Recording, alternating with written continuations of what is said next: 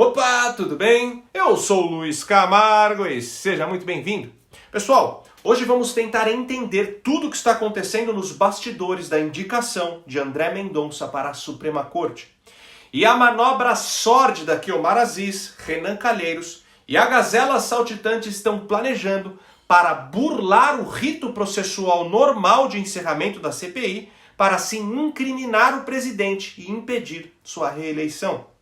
Mas antes, já deixa o seu like no vídeo para ele ganhar relevância. Confere se você continua inscrito no canal. Aciona o sininho das notificações e se for novo por aqui, me dê essa moral e se inscreva no canal. Então vamos lá. Como a gente sabe, em julho deste ano, Bolsonaro indicou André Mendonça para ocupar a vaga de Marco Aurélio de Mello no Supremo Tribunal Federal. Porém, mesmo após 3 meses da divulgação no Diário Oficial, a data para a sabatina de Mendonça ainda não foi definida por Davi Alcolumbre, que é presidente da Comissão de Constituição e Justiça do Senado Federal. O senador alega que a falta da definição da data é devido a uma falta de consenso interno para a aprovação da indicação.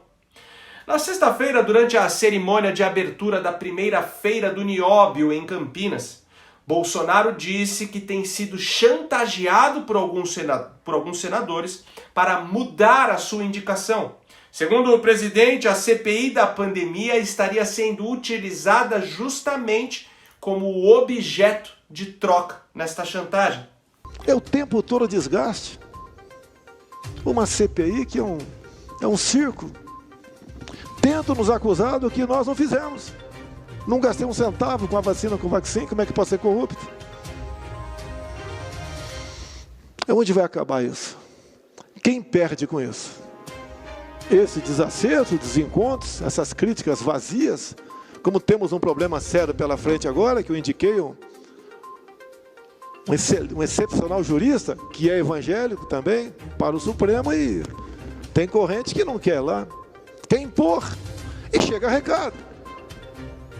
A gente resolve CPI, a gente resolve tudo. Me dê a vaga do Supremo. Isso sempre houve. Nós começamos a mudar. Quem se eleger em 22 e 23 indica mais 2 para o Supremo Tribunal Federal. A revelação de Bolsonaro na sexta já indicava que Alcolumbre não estava agindo sozinho e que a sua decisão de segurar a sabatina envolvia grupos de dentro do próprio Senado e provavelmente até da Câmara dos Deputados. Até aí sem novidades. Só que não imaginávamos que essa empreitada contava também com o envolvimento de membros do próprio Planalto. A grande verdade é que o destino de muitos figurões da velha política que ainda dominam Brasília depende das decisões que partem do Supremo. E nem precisa ir muito longe, basta reparar quem está no comando da CPI do circo. Omar Aziz e Renan Calheiros, por exemplo, estão com vários processos paralisados na Suprema Corte.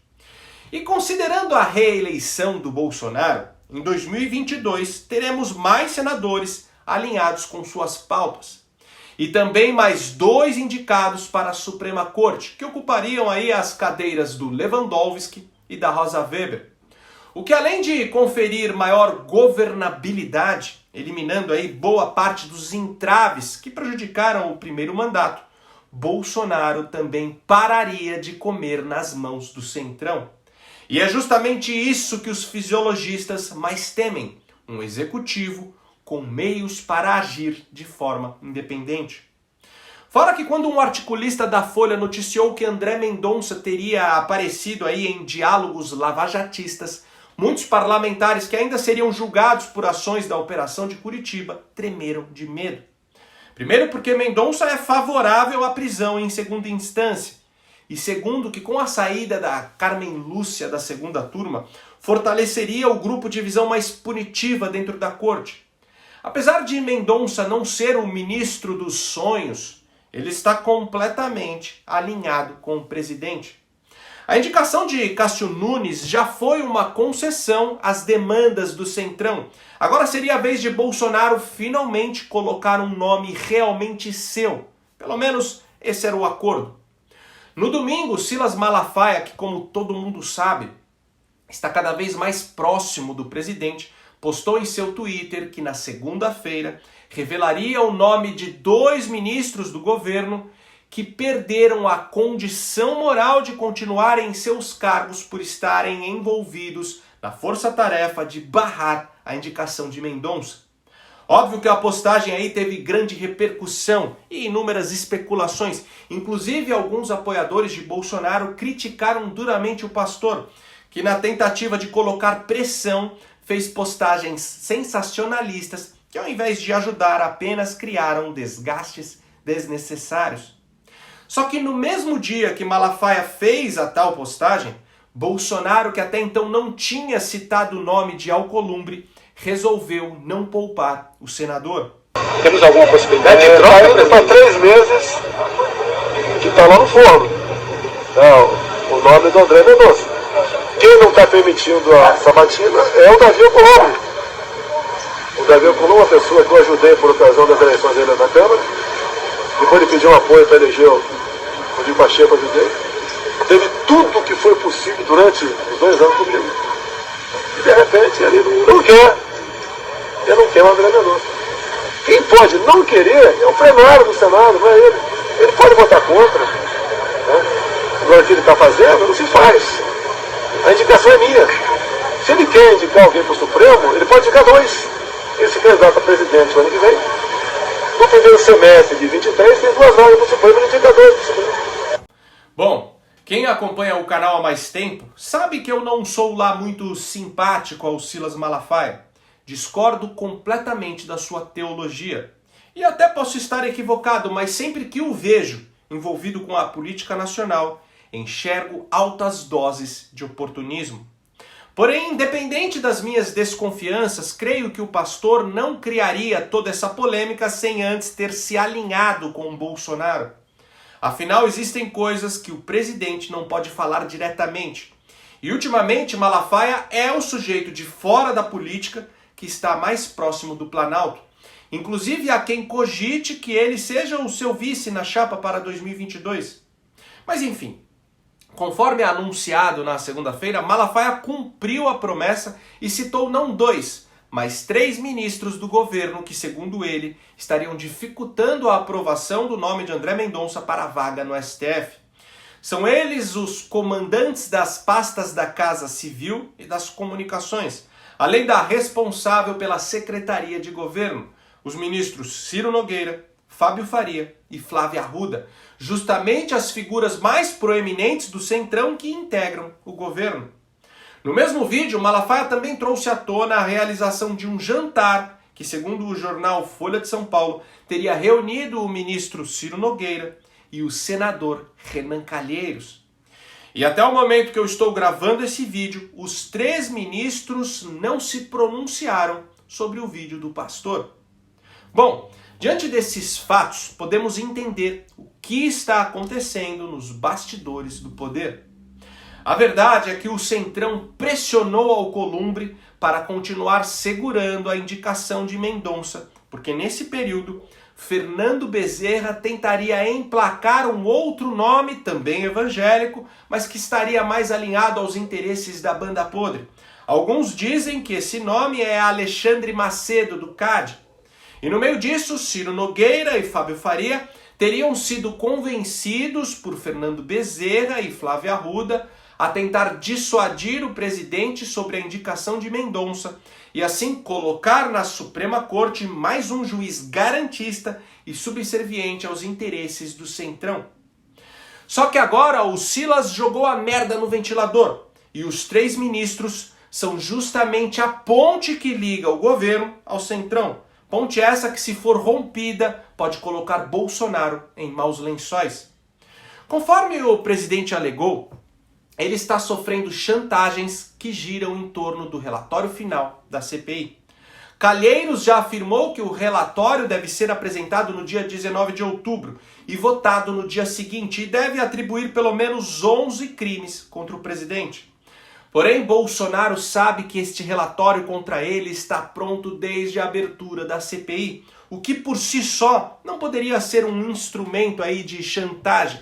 E o G7 tem plena ciência disso. Temos que entender que no rito institucional normal, um relatório proveniente de uma CPI é primeiro encaminhado para o Ministério Público. Como a investigação é contra o Executivo, o relatório vai para a PGR, que, se caso encontrar consistência nas denúncias apresentadas, pode abrir uma ação penal na Justiça. E por se tratar do presidente da República, essa ação vai para o STF. Mas se a PGR não encontrar fundamentação legal nas denúncias, o relatório é simplesmente arquivado. E Bolsonaro sabe que este é o cenário mais provável, não pelo fato de Augusto Aras ser seu aliado, mas porque a CPI não levou nada a lugar algum. Inúmeros juristas já deram seus pareceres de que a comissão não conseguiu encontrar nada legalmente consistente contra o governo federal. Muito pelo contrário, apenas reforçou para o Brasil todo que pela primeira vez na história temos um governo sem um único caso de corrupção concreta. Só que, como eu falei, a chantagem não está no relatório em si, mas no fato de que Renan Calheiros, Omar Aziz e a Gazela Saltitante, juntamente com Felipe Santa Cruz, presidente da OAB, encontraram uma brecha institucional para burlar o rito normal e mandar o relatório direto para o STF, independente do parecer da Procuradoria-Geral da República. Isso porque, de acordo com a lei, Aras tem 30 dias para dar o encaminhamento ao relatório final da CPI. Caso a PGR arquive o documento ou não apresente as denúncias ao STF, entidades de direito privado podem entrar com as ações diretamente na Suprema Corte. Neste caso, a OAB poderia assumir a causa em nome, por exemplo, de associações de vítimas da Covid. E é aí que mora a chantagem. Ou Bolsonaro desiste de Mendonça e cede a cadeira para alguém que pode ser controlado por Calheiros e toda a banda podre do Centrão, ou a CPI vai usar a brecha institucional para, através da OAB de Santa Cruz, mandar o relatório direto para a Suprema Corte. E se realmente Silas Malafaia agiu com a anuência de Bolsonaro, é porque ele não vai ceder à chantagem e insistir na indicação do seu terrivelmente evangélico. O vídeo do pastor apenas serviu para deixar isso claro. Confesso que já critiquei muito André Mendonça, mas diante de toda essa resistência do establishment, pode ter certeza que nesse momento ele é o nome que o Brasil precisa dentro da Suprema Corte. No mais, essa semana ainda promete muitas emoções. Pessoal, antes de encerrar o vídeo, eu quero passar um recado rápido e importante. A promoção da minha biblioteca encerra nesta quinta-feira, dia 14. Todos os títulos estão com até 60% de desconto. E eu quero indicar um livro justamente para você que não tem tempo de ler ou que por falta de costume não consegue aí se concentrar por muito tempo em uma leitura muito densa. Bom, o Olavo de Carvalho acabou de lançar esse livro aqui, Diário Filosófico, que é uma reunião dos melhores textos que ele publicou nas redes sociais entre 2013 e 2015. Segundo o próprio Olavo, nesse período ele usou o Facebook aí como seu caderno de rascunho para a construção de suas ideias. E esse livro conseguiu reunir várias preciosidades sobre os mais diversos temas. O bacana é que os textos não são longos, ou seja, é só ter uma brechinha de tempo no seu dia que você pode ler tranquilamente. Você pode tirar um tempinho após o almoço, no ônibus, no metrô, ou até quando estiver fazendo o número 2. E ao invés de ficar fritando seu cérebro em conversas inúteis em grupos de WhatsApp, ou vendo stories no Instagram que não acrescentam em nada, você pode usar esses momentos para adquirir conhecimento e aguçar o seu senso crítico. Eu vou ler para vocês um texto que eu estava lendo antes de gravar o vídeo.